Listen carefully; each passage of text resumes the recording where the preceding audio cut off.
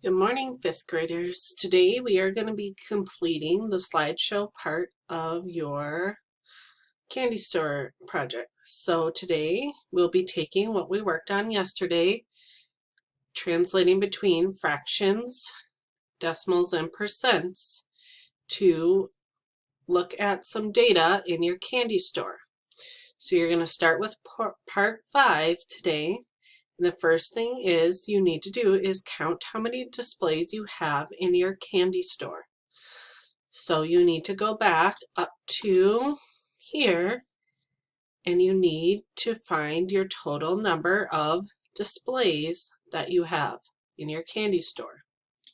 So that number is going to go right here.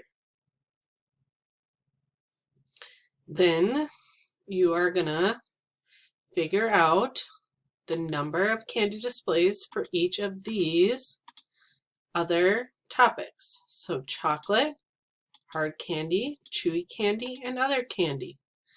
So you're going to have to come back and you're going to kind of have to categorize some of the candies in your shop. So you have chocolate bars, you have hard candies and suckers, you have soft candy, you have gummy bears, you have rock candy, jelly beans, and cotton candy that can be in your store. So now you're going to take and add those numbers together to get the number of displays that you have in your candy store. Then you're going to create a fraction.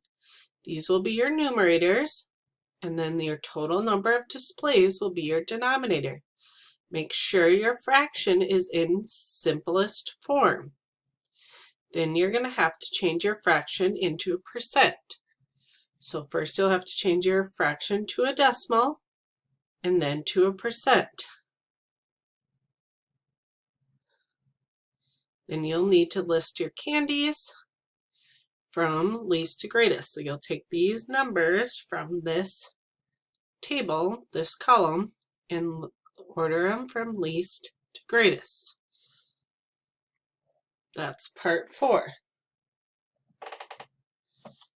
Then for part 5, you're going to be doing the same thing, except for ratio just means that we're going to write this column using a colon. It's pretty much the same as a fraction.